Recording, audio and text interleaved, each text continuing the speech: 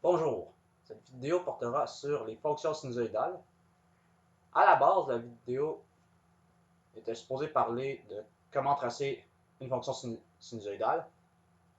Cependant, la vidéo était trop longue, donc je vais la couper en deux. La première partie portera sur l'introduction aux fonctions sinusoïdales, à leurs paramètres, et la première partie contiendra aussi une démonstration de la fonction sinusoïdale avec le logiciel GeoGebra.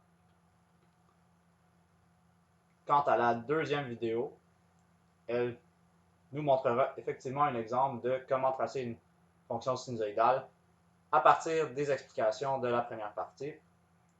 Et bien sûr, chacune des vidéos aura un lien vers l'autre. Et sur ce, bon vidéo, au revoir. Bonjour, aujourd'hui la vidéo portera sur tracer une fonction sinusoïdale. Nous allons tout d'abord présenter les modèles. Nous avons ici la fonction sinus qui est a égale sin de b fois x moins h plus k. Ici est la fonction sinus et nous avons la fonction cosinus qui est très similaire, qui est a égale cos de b fois x moins h plus k.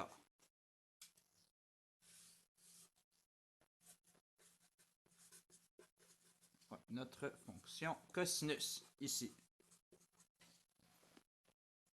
Le reste du vidéo va porter sur l'introduction des paramètres dans ces fonctions.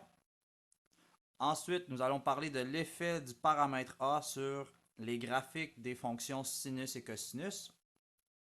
Nous allons ensuite parler de comment les autres paramètres fonctionnent avec une démonstration dans le logiciel GeoGebra, pour ensuite expliquer en particulier pourquoi est-ce qu'on peut présumer que le paramètre B est toujours positif.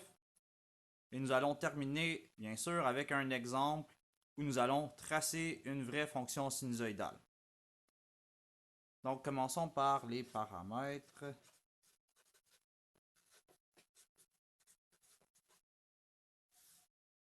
Le paramètre A est l'amplitude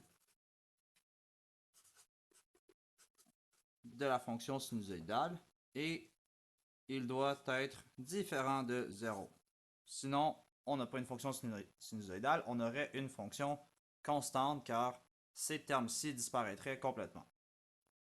Le paramètre B, il peut être négatif, mais on peut simplifier et toujours présumer qu'il est plus grand que 0 ou le rendre plus grand que 0. Il est relié au paramètre P, qui est la période. On ne le voit pas directement ici. La période est la longueur d'un seul cycle d'une fonction sinusoïdale et elle se calcule avec la formule 2π sur b. Il y a aussi un autre paramètre caché qui est la fréquence, qui, elle, se calcule comme ceci, ou bien comme ça. La fréquence correspond au nombre de cycles par unité en x. Donc, si la fréquence est 3, ça veut dire qu'on a 3 ondes ou 3 cycles qui se font à chaque unité. Si la période est 1/2, eh bien on a une moitié de cycle de la fonction sinusoïdale par unité de x. Et dernièrement, nous avons les paramètres hk qui constituent un point qui est un point de repère au début d'un cycle.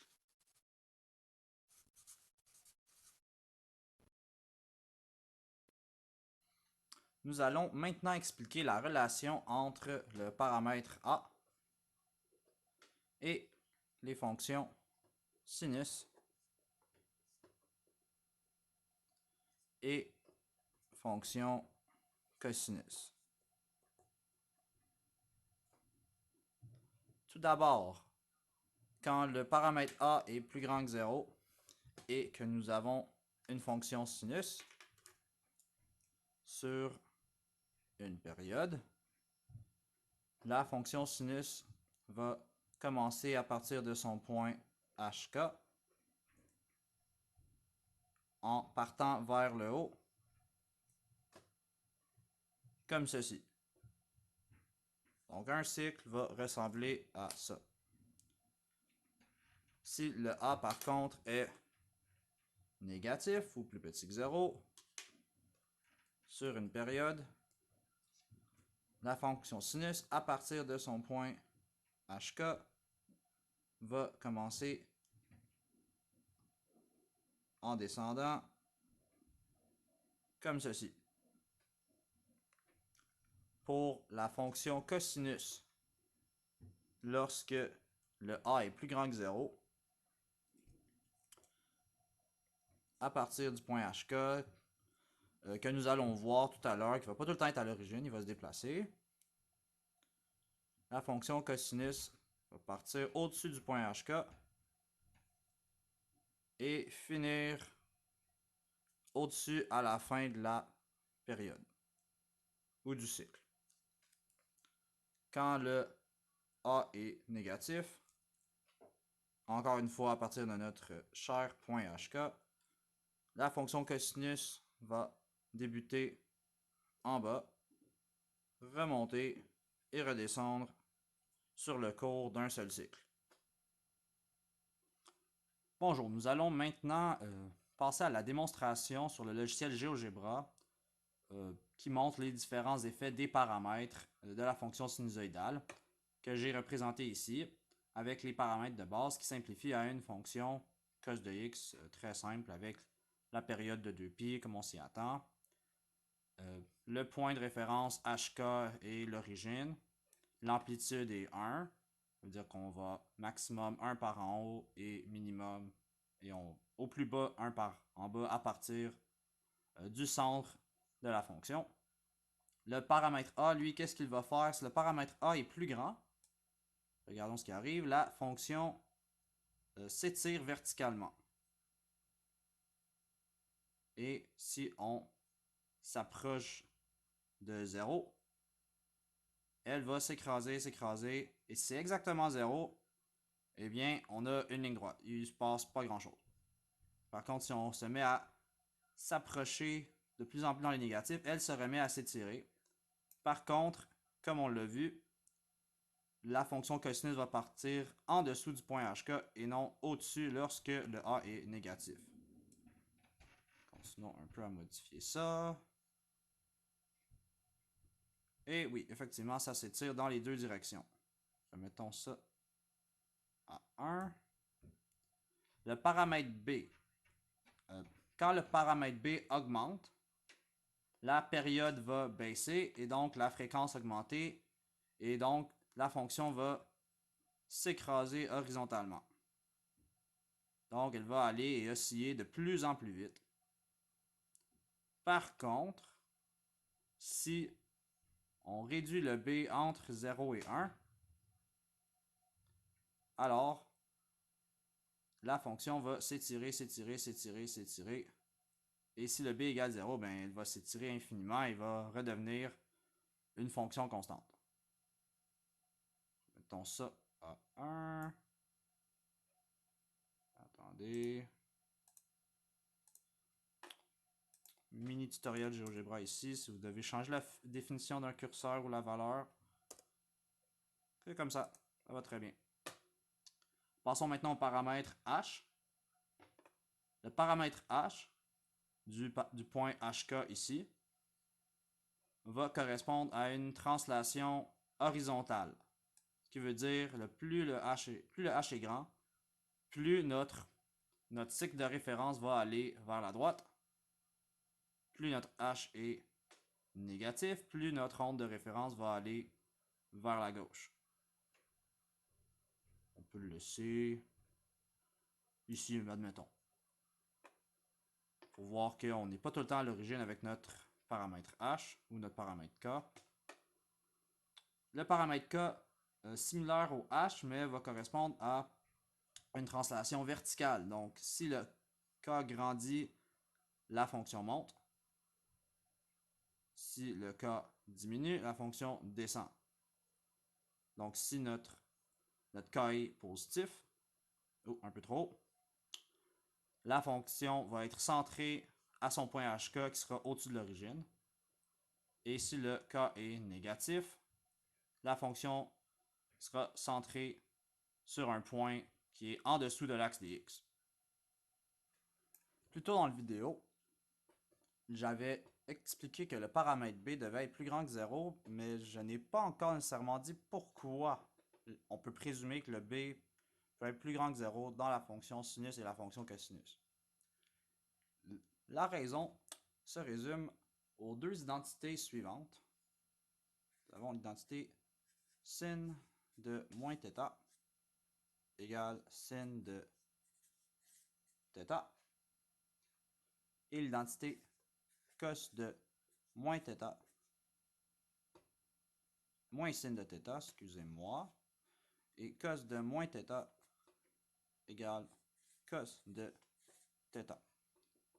Et je vais me servir du cercle trigonométrique ici pour vous expliquer l'idée derrière pourquoi c'est vrai.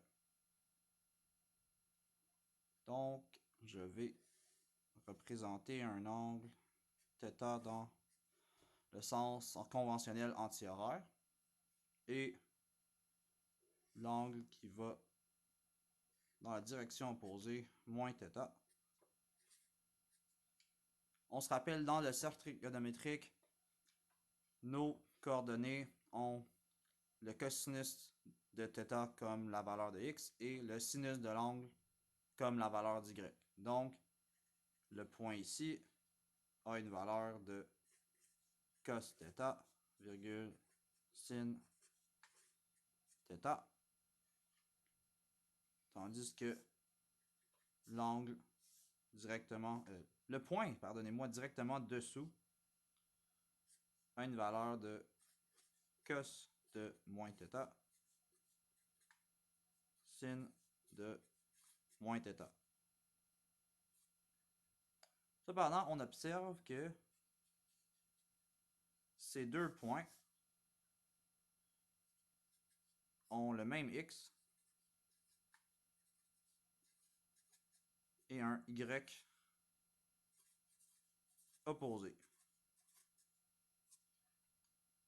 Ce qui veut dire que pour le point plus bas, c'est moi bouger ça. Ok, c'est beau. Ce qui veut dire que en x, ils ont exactement la même valeur. Donc, cos de moins θ est en fait cos de θ. Ce qui nous donne la deuxième identité. Et sin de moins θ est en fait la version négative de sin de θ, donc moins sin de θ. Et nous pouvons donc conclure que les deux identités plus haut sont bel et bien vraies. Et je vais vous montrer un exemple de comment utiliser une de ces formules-là ici. Par exemple, si nous avons cos de moins x plus 1,8, on peut factoriser 1 moins 1, comme ça.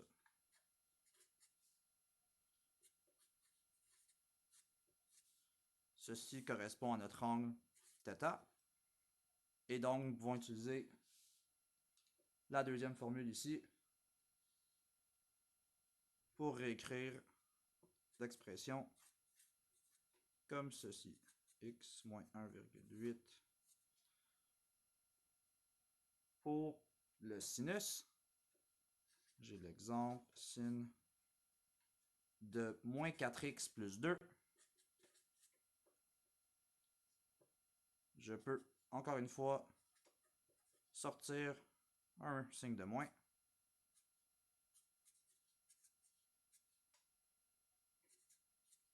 Je commence à manquer de place. Ici, on identifie notre angle θ. Donc, nous savons que ceci est égal à moins sin de 4x moins 2. Nous allons nous servir d'une de ces deux identités plus tard dans l'exemple